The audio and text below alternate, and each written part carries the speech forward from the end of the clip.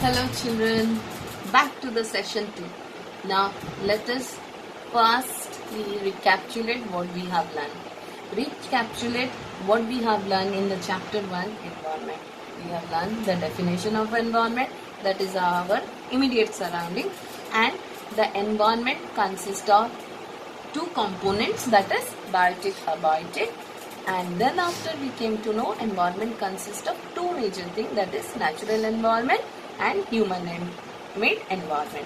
Natural environment has its own major domains such as physical environment and your biological environment, and human made environment is having two major domains, that is built environment and sociocultural environment.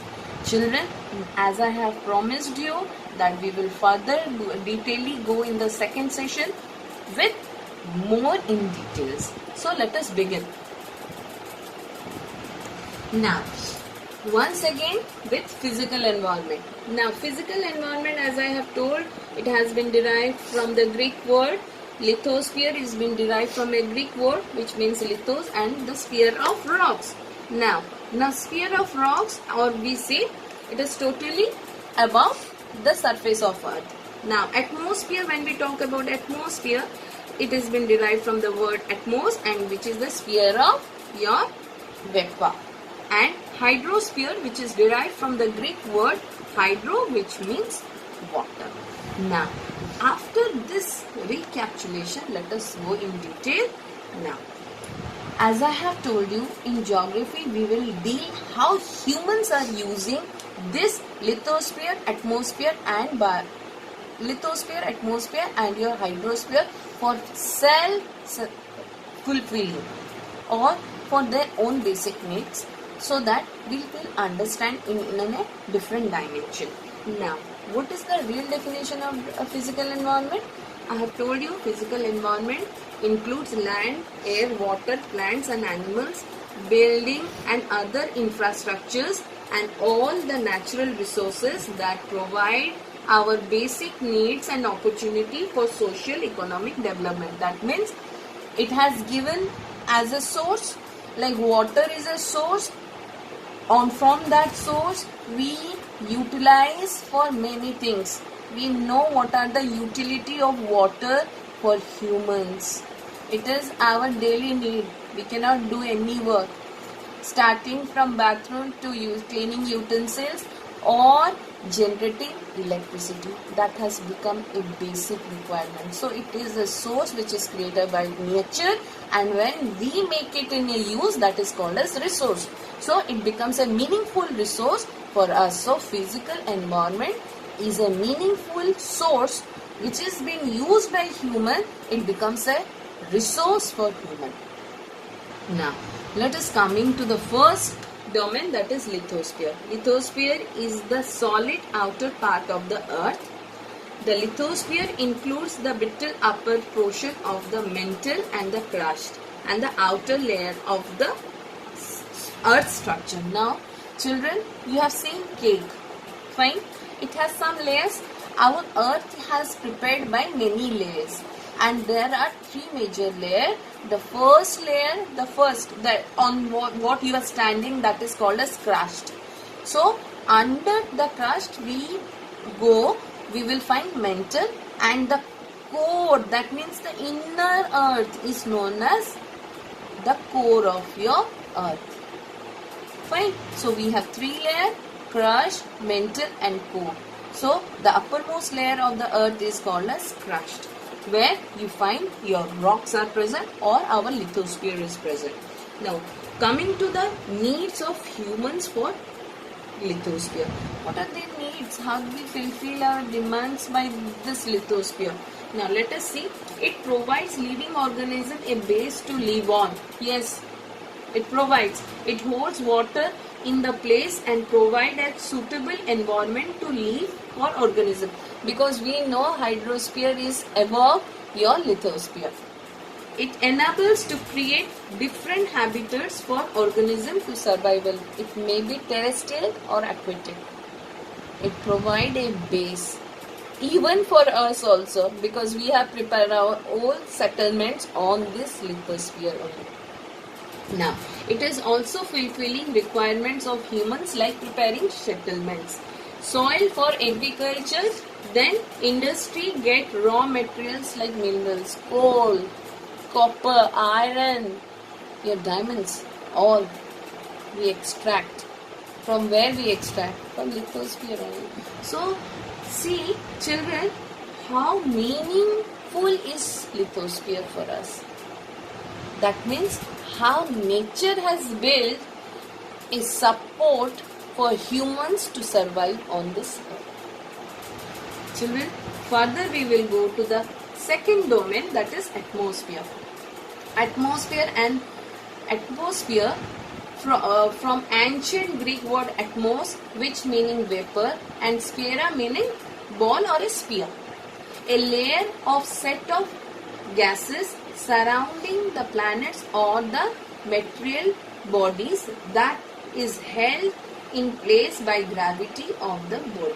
Now see children, as we all know that atmosphere is built with mixture of gases. Yes or no? So this mixture of gases is been held on the earth by what? Gravity. Because gravity is the only force that is controlling all of us and placing everyone in a particular place. So that is the main role of your atmosphere. And you know, with this atmosphere also we have certain structure or layers, which you in this grade of 7 you will further detailedly learn when we go to the chapter atmosphere. Now, what are the use of it? Now, before in standard 6 also when we have entered, we have read that atmosphere is useful for human in different ways. How? It provides us the life-giving gas oxygen. Then it acts like a blanket keeping the earth warm by trapping the heat that radiates from the earth. Yes, because from the UV rays that comes from the sun is protected by one of the layers of atmosphere. As I mentioned earlier, atmosphere is also having layers, and for each layer has some specific work to be done to protect the living organism on the earth's surface. It protects us from harmful UV rays which comes from the sun. So what is there? That it is also a meaningful thing that atmosphere, without atmosphere a living organism cannot have survival on the earth's surface, because you know that if the direct sun rays will fall on earth, everything will burn and there will be no living organism. Now coming to hydrosphere. Children, hydro means water, but see, hydrosphere from a Greek hydro, water, which has been derived, means water, and sphera means sphere of water. As I have already mentioned, the combined mass of water found on, under and above the surface of the planet Earth. See children, if you can see this, hold this picture, you can see above the surface of Earth we have water, under the surface of we have water, and even on the surface also we have the water. How it is possible? Under the surface, above the surface, everywhere water is present. Only because of one process. That is what? Water cycle, or what we call as hydrological cycle. Water cycle in upper ocean we call this as hydrological cycle. Now, hydrological cycle means it has, as we know, what are the processes in water cycle? Evaporation, condensation and precipitation. When this water get heated by sun, so what happened? It converts to vapor and it moves to atmosphere. There it cools down and it prepares clouds. When these clouds become heavy, they fall on the earth's surface in form of rain, snow, according to the places. So this precipitation brings again water on the surface, and few water goes down, that means under the ground, and they resolve on some breathe. So that further the humans also used as underground water. So due to the process of water cycle, it is possible that on surface and under surface of the earth we are reservoirs of water. So children, till now we have discussed about the three major domains that are physical, that is lithosphere, atmosphere, hydrosphere, and their utilization by the human for their survival on this earth surface. Now coming to the next major domain is your biological environment. And children, when we talk about biological environment, one thing comes, bio means living organism. Yes or no? So when bio means living organism, that means a sphere of biological environment. That means a sphere of living organism. Now how it has developed? How it has developed? See, hydrosphere, it has developed in a very narrow zone. What is the narrow zone surface? Now see, when we combine these three major components, hydrosphere, atmosphere and lithosphere, we get biosphere. Listen me carefully. When we combine hydrosphere, atmosphere and lithosphere, we get biosphere. That means when in a small portion we live, that is, or we have our own ecosystem and habitat to be lived, that is called as a area of biosphere where living and non-living organisms depend on each other. So biosphere is made of living organisms and their physical environment. The physical environment comprises of non-living components such as the rocks, substance of the earth crust, water, light and the atmospheric gas. For example, biosphere, tundra vegetation, desert, prairies, ocean and vegetation. That means we are talking about terrestrial like organism and aquatic organism.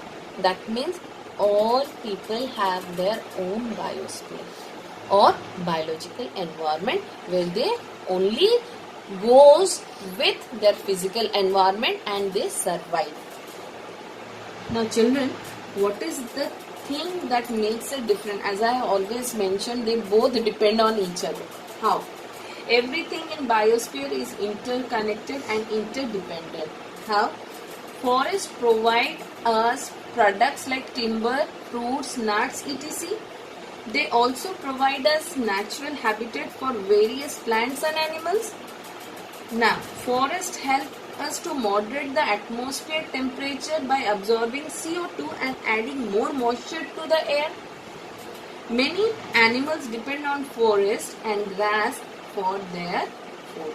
Now see children, we as humans or animals, we always depend on physical environment to fulfill our basic requirement. Now for example, you must have a doubt like forest help in moderating the atmospheric temperature. Now see, if I talk you or tell you that ever you have learned about ever you have listened about evergreen trees, evergreen forest, where the rainfalls take place every day. Fine. So when it takes every day, what happened there? The atmospheric or the weather condition is very balanced or moderate. This is how it works. How it works. One more thing I want to tell. In like water cycle, your leaves also evaporates the vapor or the moisture to the atmosphere. How? And that process is called as transpiration. Transpiration is a process where leaves evaporates their moisture into atmosphere. So think of that in rainforest, how much of evaporation has been taken from the leaves, and they also support the water cycle process. So in this way,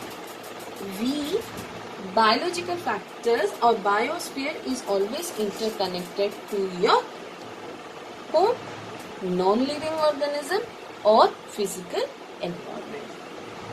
Now, I'm always in my I have always mentioned ecosystem or habitat. Now what is ecosystem, children? This the system from by interaction of all living organisms with each other and with the physical and the chemical factors of the environment in which they live or linked.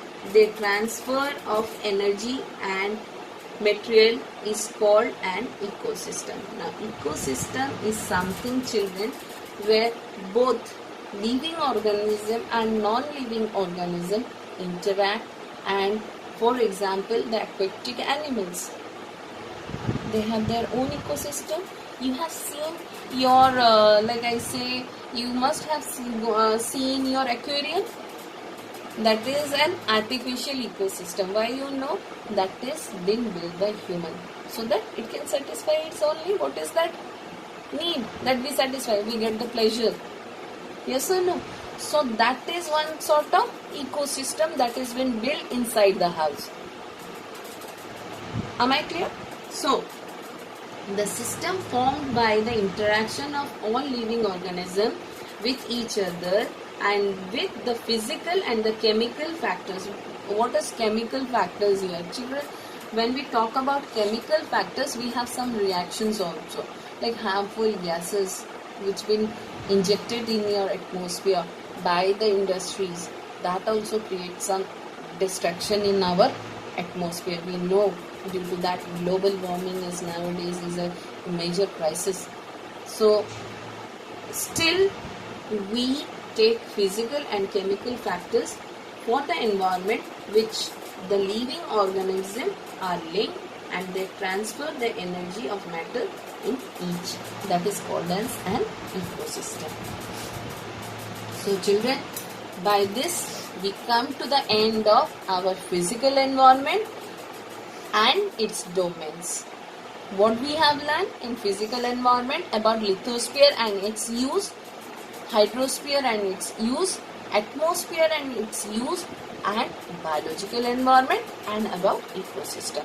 And the major task is for you this time is, what will happen if one domain of the natural environment suddenly disappears? Think and tell me in my WhatsApp that what will happen if I just disappear hydrosphere, and what will happen to the earth's surface. If I disappear lithosphere, what will happen? Or I disappear your atmosphere. Think and tell me. I will wait for your queries and your answers for this question. Take care. Bye.